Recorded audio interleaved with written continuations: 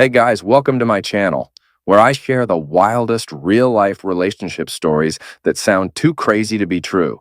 The notification chime on my phone should have been innocent enough. Just another mundane Tuesday evening in our perfectly manicured suburban paradise, where the biggest scandal usually involved someone's sprinkler system watering the sidewalk. I was hunched over my laptop in my cluttered home office, debugging code for a client's website, when Sophie's text arrived. Except it wasn't meant for me. Just slept with Dylan again. God, I forgot how good he is.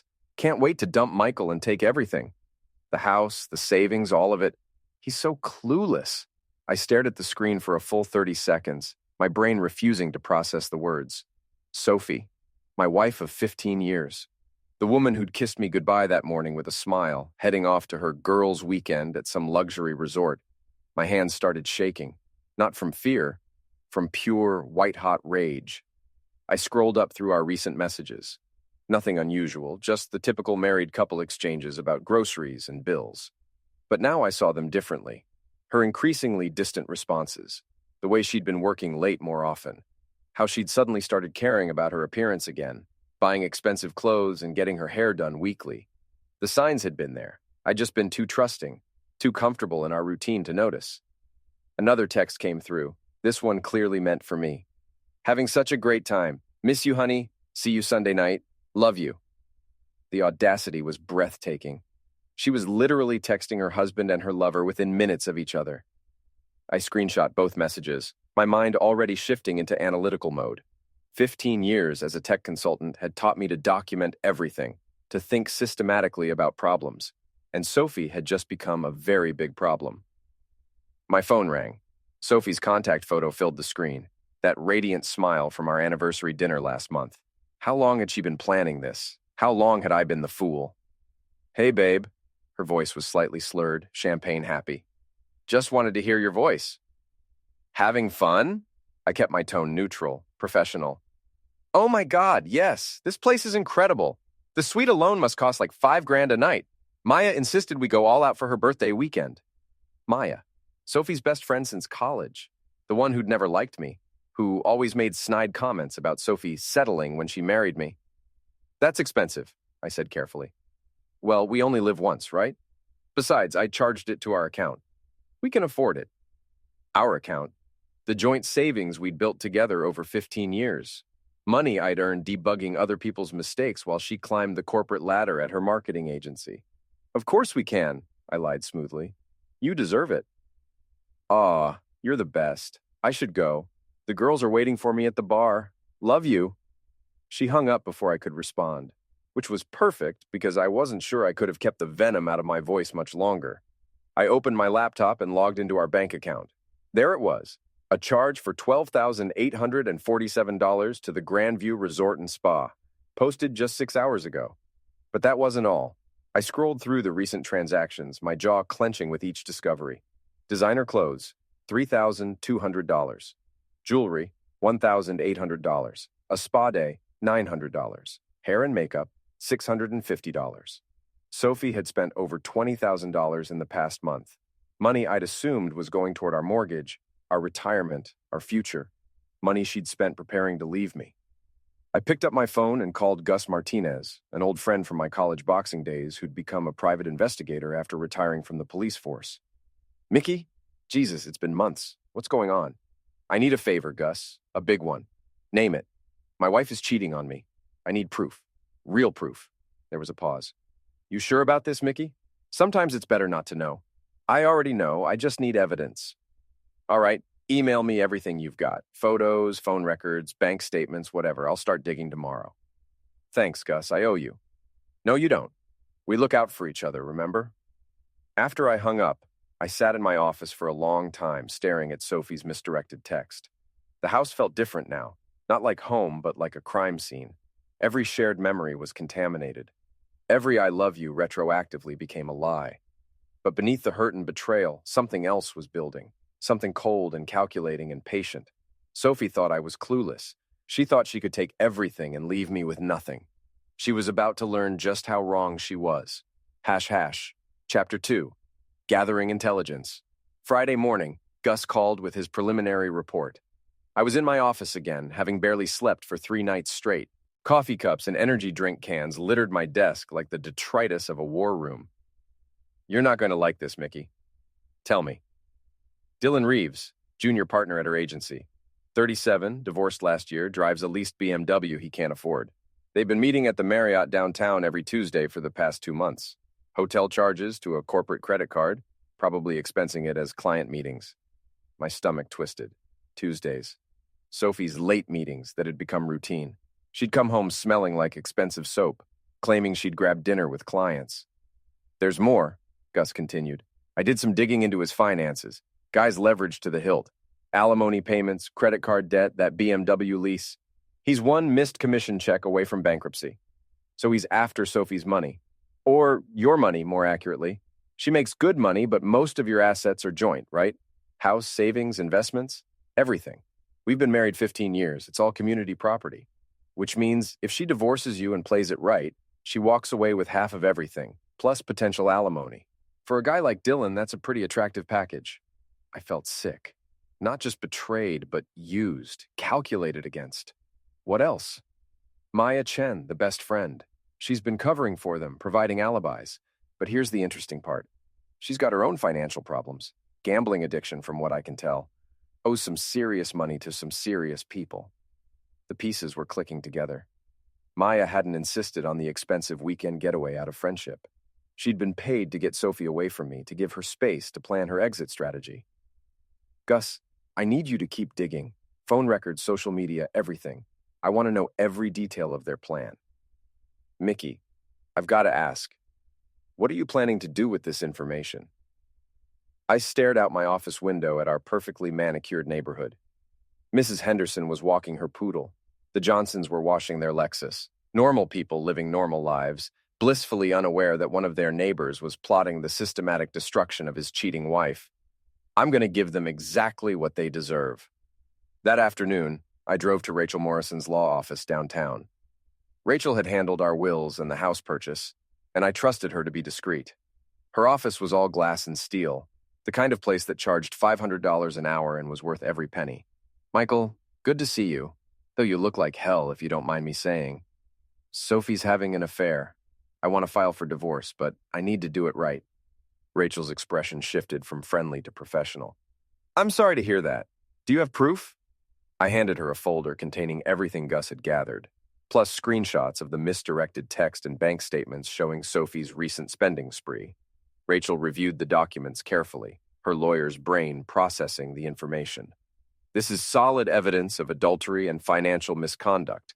In this state, we can use both to argue for a larger share of marital assets. I want more than a larger share, Rachel. I want everything. That's ambitious.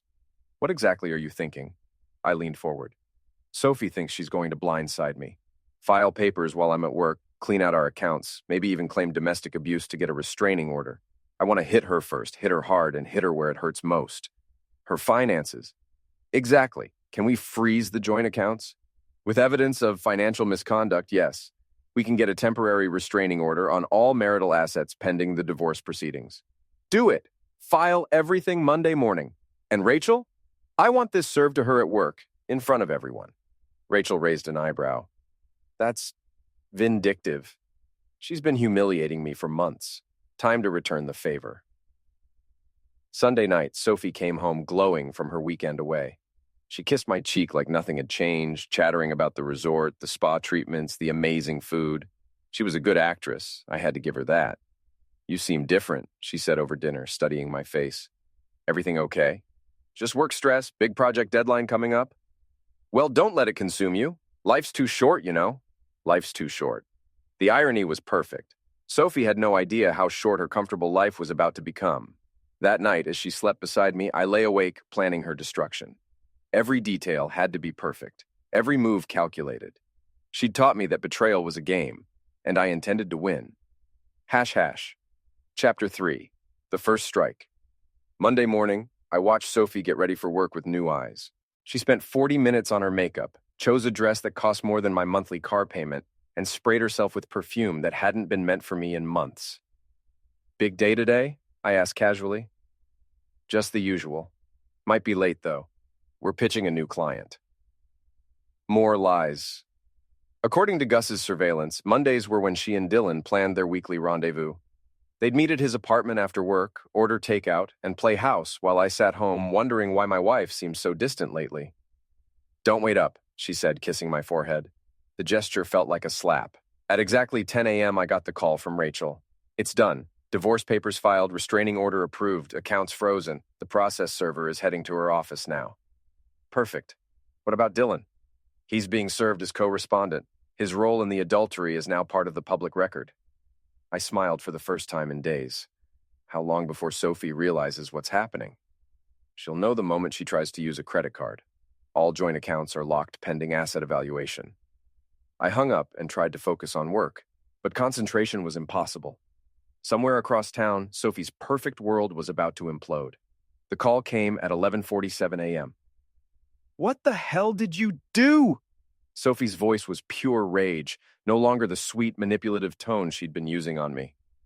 "I filed for divorce," seemed like the logical next step, considering. "Considering what?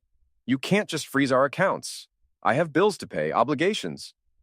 "You mean like your $20,000 shopping spree? Or maybe the 12 grand you spent on your weekend with Dylan?" Silence. Then, "I don't know what you're talking about. Just slept with Dylan again. God, I forgot how good he is. Can't wait to dump Michael and take everything. Ring any bells?" More silence. I could practically hear her brain scrambling, trying to figure out how I'd found out. "That text wasn't meant for you," she said finally. "No kidding, but it sure was enlightening. Michael, we need to talk. This is all a misunderstanding. The only misunderstanding was me thinking you were someone worth trusting. My lawyer will be in touch." I hung up and immediately called Gus. "Phase 1 complete. How's our boy Dylan handling the news?" "Not well. He got served at his office, too. Apparently threw a fit, started yelling about lawsuits and harassment. His boss had to calm him down." "And Maya?" "That's the interesting part. She called Sophie 3 times in the last hour. Sounds like their little conspiracy is falling apart." "Good. Let them panic. Panicked people make mistakes." That evening, Sophie came home like a hurricane. She burst through the front door, her perfect makeup smeared, her expensive dress wrinkled. "You bastard! You humiliated me in front of my entire office." I looked up from my laptop calmly. "How so?" "The process server. He announced to everyone that I was being served divorce papers for adultery. My boss heard everything." Sounds embarrassing. "This isn't a game, Michael. This is my career, my reputation." Funny, I was thinking the same thing about my marriage. She stared at me like she'd never seen me before. "When did you become so cold?" "About the time I realized my wife was planning to rob me blind and run off with her boy toy."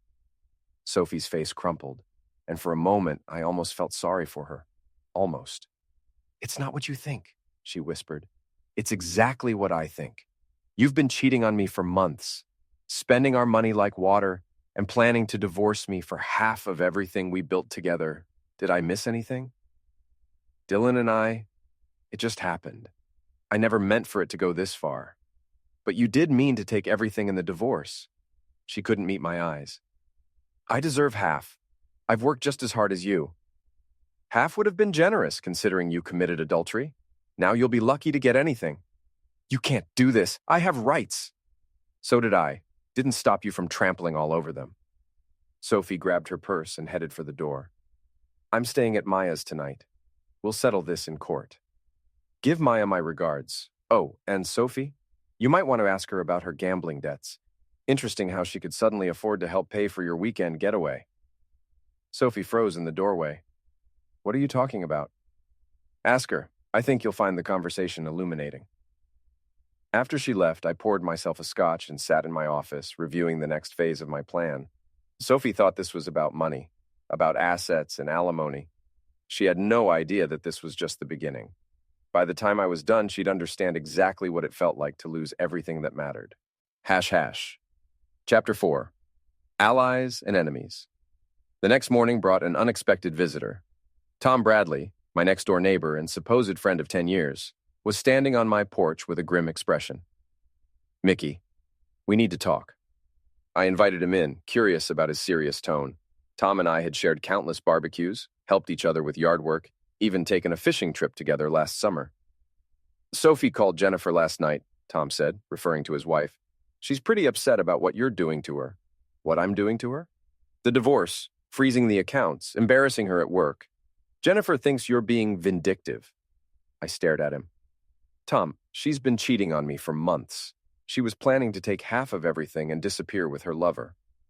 That's what she says you think. But Sophie told Jennifer it was just a friendship that got out of hand. She says you're blowing everything out of proportion. A friendship? I pulled out my phone and showed him the screenshot of Sophie's misdirected text. Does this sound like friendship to you? Tom read it, his face growing pale. Jesus, Mickey, I had no idea. Neither did I until she accidentally sent it to me instead of Maya. But still, freezing all the accounts seems harsh. What if she needs money for a lawyer, for basic expenses? I felt something cold settle in my chest. Tom, are you here as my friend or as Sophie's advocate? I'm here because Jennifer is worried about both of you. This whole thing is tearing the neighborhood apart. People are taking sides. What sides? There's the side that thinks adultery is wrong, and there's the side that doesn't. Which side are you on? Tom shifted uncomfortably. It's not that simple. Marriage is complicated. Maybe you two just need counseling, not a divorce. Counseling? I laughed bitterly. Tom, she's been screwing another man for months while planning to rob me blind. What exactly would we counsel about? Look, I know you're hurt, but destroying her life isn't going to make you feel better. I'm not destroying her life. I'm protecting what's left of mine. Tom stood up. Jennifer thinks you should unfreeze at least one account. Give Sophie access to some money. It's the decent thing to do. The decent thing? I stood too, my voice rising. The decent thing would have been for my wife not to cheat on me. The decent thing would have been for my neighbors to support me instead of making excuses for her. We're not making excuses. Get out, Tom. Mickey, come on. Get out! After Tom left, I called Gus. How bad is the neighborhood gossip? Pretty bad. Sophie's been working the wives, playing the victim. Says you're being abusive, controlling. Some people are buying it. Which people? The Bradleys, the Hendersons, the Martinez family on Oak Street. They think you're overreacting. I felt the ground shifting under my feet. Sophie wasn't just fighting me in court. She was waging a propaganda war in our own neighborhood. What about the others? The Johnsons are on your side. So are the Kowalskis. They remember what happened when Jim Henderson cheated on Susan 2 years ago. They know how these things really work. That afternoon, I went to the grocery store and immediately regretted it. The whispers started the moment I walked in. Conversations stopped when I passed. Linda Martinez, whose husband Carlos had been my poker buddy for 5 years, actually turned away when she saw me coming down the cereal aisle. At the checkout, I overheard 2 women talking. I heard he cut off all her credit cards, left her with nothing. That's financial abuse. Poor Sophie. Men like that, they seem so nice on the surface, but underneath. I wanted to turn around and set the record straight, but I knew it would only make things worse. Sophie had gotten there first with her version of events, and people always believed the first story they heard. That evening, my phone rang. It was Dave Kowalski from 3 houses down. Mickey, I wanted you to know that Linda and I support you 100%. Thanks, Dave. That means a lot. We've seen this playbook before. Wife cheats, gets caught, then plays victim to save face. Don't let the neighborhood gossips get to you. It's hard not to. These are people I've known for years. They'll come around when the truth comes out, and if they don't, screw them. You don't need fair-weather friends. After Dave hung up, I sat in my kitchen feeling more isolated than ever. Sophie hadn't just betrayed our marriage. She'd poisoned our entire community against me. But as I thought about it, I realized she'd also made a tactical error. By playing victim, she'd committed herself to a narrative that could be disproven. And when people realized they'd been manipulated, their anger would be twice as fierce. Sophie wanted to play the victim? Fine. But victims don't usually walk away with half of everything. I opened my laptop and began typing an email to Rachel. If Sophie wanted a public relations war, she was about to get one. And this time, I had the truth on my side. #. Chapter 5. The Confrontation. 2 weeks later, the neighborhood battle lines had solidified into an uncomfortable Cold War. The Bradleys no longer waved when they saw me. Mrs. Henderson had started pointedly watering her flowers whenever I came outside, turning her back to me. But the Kowalskis made a point of being extra friendly, and Jim Johnson had even stopped by with a bottle of bourbon and some choice words about cheating wives and the idiots who defend them. The real confrontation came on a Saturday afternoon. I was mowing my front lawn when I saw Tom Bradley walking across the street with purpose. Behind him were Dave Martinez and Steve Henderson, a delegation of neighborhood husbands coming to have words with me. I shut off the mower and waited. "Mickey, we need to clear the air," Tom said, trying to sound reasonable. "About what?" "About Sophie, about how you're handling this whole situation." Dave Martinez stepped forward. He was a big guy, used to being intimidating. "Look, we get that you're upset about the affair, but what you're doing to Sophie is wrong, man. Cutting off all her money, humiliating her at work. That's not how decent men handle these things." "How exactly should decent men handle their wives cheating on them?" I asked. "With dignity," Steve Henderson chimed in. "My brother went through a divorce last year. He didn't try to destroy his ex-wife. They worked it out like adults." "Did your brother's ex-wife spend $20,000 of their money preparing to leave him? Did she plan to take half of everything while screwing another man?" "That's between you and Sophie," Tom said. "But the way you're acting is affecting the whole neighborhood. Our wives are scared of you." "Scared of me?" I almost laughed. "What exactly am I supposed to have done that's so frightening?" "Jennifer saw you taking pictures of our house last week," Tom said. "What was that about?" I stared at him. "I was taking pictures of my own roof for an insurance claim, Tom. Your house just happened to be in the background." "Well, it looked suspicious." "Everything looks suspicious when you're looking for reasons to justify your wife's friend's bad behavior." Dave stepped closer, trying to loom over me. "Listen, Mickey, we came here to be reasonable. But if you keep harassing Sophie, keep making our wives uncomfortable, we're going to have a problem." "Are you threatening me, Dave?" "I'm telling you how things are going to be." Something snapped inside me. 15 years of being the nice guy, the reasonable neighbor, the guy who helped everyone move furniture and never complained when their parties ran too late. 15 years of being taken for granted. And now these men, my supposed friends, were standing in my yard, threatening me for having the audacity to defend myself against my cheating wife. "Here's how things are actually going to be," I said, my voice deadly calm. "You're going to get off my property. You're going to stop carrying water for my adulterous wife. And you're going to mind your own damn business." "Or what?" Dave sneered. "Or I'll show your wives the photos Gus took of Sophie and Dylan at the Marriott. I'll show them the bank records of how she spent our money on clothes and jewelry for her affair. I'll show them the text messages where she bragged about taking everything I've worked for. And then we'll see how much sympathy they have for poor, victimized Sophie." The three men exchanged glances. "You're bluffing," Steve said. I pulled out my phone and scrolled to a photo Gus had taken. Sophie and Dylan kissing in the hotel parking lot, her hand on his chest, his arm around her waist. Both of them laughing like they didn't have a care in the world. "Want me to text this to your wives right now? I've got about 30 more where this came from." Tom paled. "Jesus, Mickey. That's the woman you're defending. That's the victim your wives are so worried about. She's not some helpless abuse victim. She's a calculating adulteress who got caught." Dave was still trying to salvage his tough guy routine. "That doesn't give you the right to what? Divorce her? Protect my assets? Fight back when someone tries to steal from me?" I stepped closer to Dave, and he actually took a step back. "Let me ask you something, Dave. If Linda was cheating on you, spending your money on another man, planning to take your house and your savings, what would you do?" He didn't answer. "That's what I thought. You'd do exactly what I'm doing, except you'd probably do it with less restraint and more violence. So don't stand in my yard and lecture me about dignity." "This isn't over," Dave muttered, but his heart wasn't in it anymore. "Yes, it is. And if you ever come to my house again to threaten me over my wife's affair, we're going to have a very different kind of conversation." After they left, I stood in my yard shaking with adrenaline. The gloves were officially off now.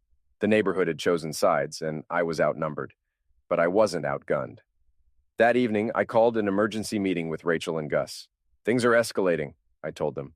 "Sophie's turned half the neighborhood against me, and now their husbands are making threats." "What kind of threats?" Rachel asked. "The vague kind. Stop harassing Sophie or we'll have a problem. That sort of thing." Gus leaned forward. "You want me to have a conversation with these guys?" "No, I want something better. I want to end this war before it gets out of hand." "What did you have in mind?" Rachel asked. I smiled. "It's time to show everyone exactly what kind of person Sophie really is." #, Chapter 6, The Final Gambit. The plan was elegant in its simplicity. Sophie had been telling everyone that I was the villain, that she was the victim of an abusive, controlling husband. But her story had one fatal flaw. It wasn't true. And the truth, as they say, has a way of coming out. Gus had been busy over the past month, and his investigation had uncovered something beautiful. Sophie and Dylan weren't just having an affair. They were planning to start their own marketing agency using client lists stolen from Sophie's current employer. They'd been meeting with potential investors, promising inside information and guaranteed accounts. It was corporate espionage, and it was highly illegal. "This changes everything," Rachel said when I showed her Gus's evidence. "Corporate theft, breach of fiduciary duty, conspiracy to commit fraud. Sophie could face criminal charges. More importantly, it proves she's not the innocent victim she's been pretending to be." "What's your play?" I told her. Rachel whistled low. "That's ambitious and risky. Sophie wants to play victim? Let's see how that works out when everyone knows what she really is." The neighborhood barbecue was an annual tradition, hosted by different families each year. This year, it was the Hendersons' turn, and despite our recent tensions, they'd invited everyone on the block, including me. I almost didn't go. The thought of facing all those disapproving looks, all those whispered conversations was exhausting. But then I realized, this was my opportunity. I showed up with a bottle of expensive wine and my most charming smile. The reaction was immediate. Conversations stopped, people found reasons to move to other parts of the backyard. But I persisted, making small talk, asking about kids and jobs and vacation plans. "Mickey," Jennifer Bradley approached me cautiously, "how are you holding up?" "Better than expected, thanks. It's been a difficult time, but I'm managing. Sophie seems to be struggling. Maya says she's barely eating, can't sleep." "I'm sorry to hear that. Divorce is hard on everyone." Jennifer looked surprised by my reasonable tone. "Maybe you two could work things out, for the sake of your history together?" "I don't think that's possible, Jennifer. There are some things you can't come back from. But surely, counseling—" "Did Tom tell you about the evidence I showed him and the other guys?" Jennifer's face flushed. "He mentioned you had some photos. Would you like to see them?" No, that's private." "You're right, it is. Just like my marriage was supposed to be private. But Sophie made it public when she started telling everyone her version of events." I could see Jennifer wavering, her certainty shaking. "The thing is," I continued, "I've never told anyone my side of the story. I've just let Sophie control the narrative. Maybe that was a mistake." "What do you mean?" I pulled out my phone. "Sophie didn't just have an affair, Jennifer. She and Dylan have been planning to steal client lists from her company and start their own agency. They've been meeting with investors, using confidential information to secure funding." I showed her one of Gus's photos, Sophie and Dylan in a restaurant, documents spread across the table, shaking hands with a man in an expensive suit. "That's James Morrison, CEO of Pinnacle Marketing. They're trying to poach Sophie's biggest accounts before they quit." Jennifer stared at the photo. That's illegal, isn't it?" "Very. Corporate espionage, breach of fiduciary duty, conspiracy to commit fraud. Sophie could go to prison." "Prison?" Jennifer's voice was barely a whisper. "The FBI takes this stuff very seriously, especially when there's evidence of interstate commerce violations." I could see the wheels turning in Jennifer's head. The poor, victimized Sophie she'd been defending was actually a criminal. "Why are you telling me this?" "Because I'm tired of being painted as the villain. Sophie isn't some helpless victim. She's a calculating criminal who got caught, and everyone in this neighborhood has been helping her cover it up." Within an hour, Jennifer had quietly shared the information with 3 other wives. By the time I left the barbecue, the entire dynamic had shifted. People were looking at me with something approaching sympathy, and I could hear hushed conversations about corporate theft and FBI investigations. The next morning, my phone rang early. It was Sophie, and she was furious. "What did you do at the barbecue yesterday?" "I had a burger and some potato salad." "Why?" "Don't play dumb. Jennifer Bradley called me at 6 a.m. asking about corporate espionage charges." "Ah, well, the truth has a way of getting out." "You bastard! You're trying to destroy my life." "I'm trying to protect myself from a criminal conspiracy." "There's a difference." "It's not criminal. We were just exploring business opportunities." "With stolen client lists and confidential information? Sophie, you've committed multiple felonies. The only question is whether you're going to prison for 2 years or 10. Silence. Then, "You can't prove anything." "I can prove everything. Photos, documents, recorded conversations, financial records. Gus is very thorough." "This is blackmail." "No, this is consequences. You wanted to play hardball, remember? You wanted to take everything and leave me with nothing." Well, congratulations. You succeeded in taking everything from yourself. What do you want? I want you to sign a settlement agreement. You get nothing from the marriage, no alimony, no property, no assets. In exchange, I don't turn the evidence over to the FBI. That's extortion. That's justice. You have 24 hours to decide. I hung up and immediately called Rachel. She'll take the deal, I told her. How can you be sure? Because Sophie's many things, but she's not stupid. She knows I have her dead to rights on the corporate theft. She'll cut her losses and run. And Dylan? Dylan's about to discover what happens when you trust the wrong woman. 23 hours later, Sophie signed the settlement agreement. No alimony, no property division, no claim on any marital assets. She would leave the marriage with exactly what she'd brought to it 15 years earlier. Nothing. Dylan, meanwhile, had been fired from his job when his boss learned about the stolen client lists. His expensive lifestyle collapsed overnight, and Sophie suddenly found herself supporting a man with no income and massive debts. The neighborhood gossips who'd been so eager to defend poor Sophie were notably quiet when the truth came out. Tom Bradley couldn't meet my eyes when we passed on the street. Dave Martinez suddenly found reasons to be very busy whenever I was outside.